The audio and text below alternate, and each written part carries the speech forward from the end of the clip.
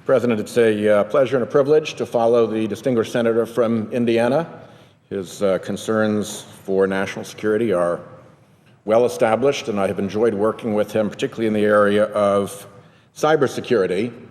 But I would note, in the wake of his eloquent remarks about our national security situation, that we are not here on the floor to discuss national security. We are here on the floor right now because the Republican leadership is taking a run at the president's Clean Power Plan. Paris has not recovered from the devastation of the other day, and we have important bills that the chairman of Appropriation has worked very hard on to get ready that would improve the capacity of our Department of Justice, of our FBI, of our Department of Homeland Security to address this threat. And are we on those bills? No. The majority leader has decided that we are going to take a run at a climate regulation. Now, with ISIS and terrorism being the issue of the day, you might think, okay, I can understand why we're going to climate change. We have known for years that our intelligence community, our defense leaders, the men and women in uniform we count on to protect us, have said that climate change breeds terrorism.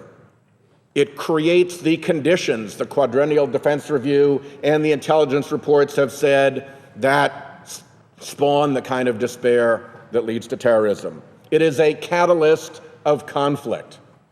So you might say, okay, sure, it makes sense that we should address climate change because it is a catalyst for conflict. You would find voices, I think the distinguished senator from Indiana mentioned Admiral Stavridis. We love Admiral Stavridis in Rhode Island because he's been associated with the Naval War College. He has said the cascading interests and broad implications stemming from the effects of climate change should cause today's global leaders to take stock. And he said many other eloquent things on climate change, too. But we're not here to do something about climate change and help reduce it as a catalyst of conflict. What the majority leader has brought us here to do is to undo American leadership in this area.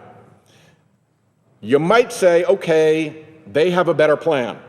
The Republicans have a plan that they think is better than the Clean Power Plan, and therefore they want to foul up the Clean Power Plan so they can put their Clean Power Plan of their own in place. There is no such thing. There is no Republican strategy to deal with climate change. In fact, a majority of my colleagues on that side can't even admit that it's real. So that's where we are. We're on a measure that clearly won't pass under the Congressional Review Act, clearly will go to the president, be vetoed and be sustained on the veto. So this will never become law. It is just a big exercise in time wasting. While the smoke is still clearing over Paris, we are still engaged in this big exercise in time wasting. Why? To send a signal. To send a signal to the big coal interests, the big oil interests, the Koch brothers, and the Tea Partiers that we're with you. The American public isn't with you. Even Republicans aren't with you. If you look at recent polling, other than the Tea Party, and by the way, in the Tea Party, 70% think global warming isn't happening. Isn't happening. I don't know who they're talking to. They're not talking to fishermen in my state. They're not talking to foresters out west. They're not talking to farmers in the Midwest. It's happening.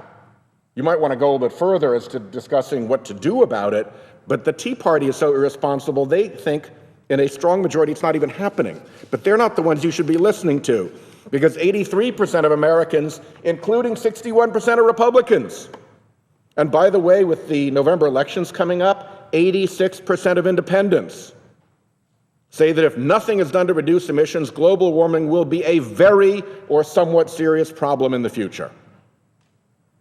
So we are now going against what 83% of Americans, including 61% of Republicans and 86% of independents, would direct us to do in order to keep the faith with the big coal and oil and Koch brothers industries that fund so much of this operation here. 56% of Republicans and 54% of conservative Republicans say that the climate is changing and that mankind is contributing a lot or probably a little to the change. A majority of Republicans now believe that there is solid evidence of global warming, again, 56%. And when you look at young Republicans, this is where it gets really interesting. Young Republicans, if you are under the age of 35, you think that climate denial by politicians in Congress is, and I quote from the poll, ignorant, out of touch, or crazy. That's where young Republicans are on this.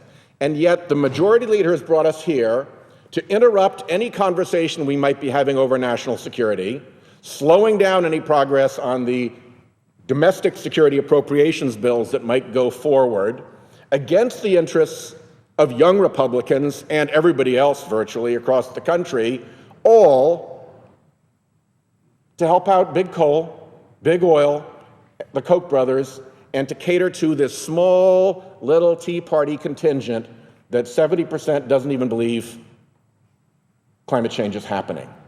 I mean, there's a point where you just can't take views seriously. And frankly, if this group by 70% thinks that it's not even happening, there's a point where you got to say, run along, fellas. We want to play with the grown-ups here who understand what is going on. So here we are on this bill, and I will say that I like to do a little research when there's somebody speaking on the Senate floor. I thought the senator from Indiana was going to talk about climate change. So I do home state, Indiana, university, and climate change, and see what comes up. Well, what came up was an article published by the University of Indiana that says, Indiana University experts comment on climate change report. That's the headline. The number one lead under it is changing climate will affect Midwest crops, forests, public health. That's the lead in Indiana University. The second lead is report signals need to move away from fossil fuels. So they get it at the University of Indiana. Here's the quote: climate change, once thought to be a problem for future generations, has moved firmly into the present. And that was an article from May 6, 2014, more than a year ago. And still we're on the floor fighting about vain and doomed to failure efforts to attack the only climate change plan that's out there. I invite my Republican colleagues, if you have a better plan than the climate plan that the president's put forward, let's hear it. But I'm here to say, Mr. President, they got nothing. Nothing, zero. So bring up that subject if you want. Highlight for the American people that this is a party in tow to coal and oil and Koch brothers' interests. Highlight for the American people that you're running in direct opposition to what the American people believe, to what even young Republicans believe. I don't get it, but have fun with it. The last thing I'll mention is this, because I'm from the ocean state. I'm about to be followed by my distinguished colleague, friend from Wyoming. Rhode Island has a little bit of a different situation. We're on the oceans. This denial business really doesn't work for us, because we can go down to Narragansett Bay and measure that that bay is 3 to 4 degrees warmer mean winter water temperature than it was 30 years ago. And that's not just a statistic. That signals the end of the winter flounder fishery in Rhode Island. We used to catch winter flounder. It was a robust crop. It is gone, more than 90% wiped out, largely because that warming has changed the ecosystem in which the little winter flounders grew. So it's gone. We paid a price for that. You can go to Naval Station Newport and look at the tide gauge. It's up 10 inches since the hurricane in 1938 came through. Google hurricane in 1938, Rhode Island. Take a look at the images. We got smashed by that hurricane. And now there's 10 inches more water that can stack up with storm surge into an even bigger cocked fist against my state. And that's directly related to the warming oceans.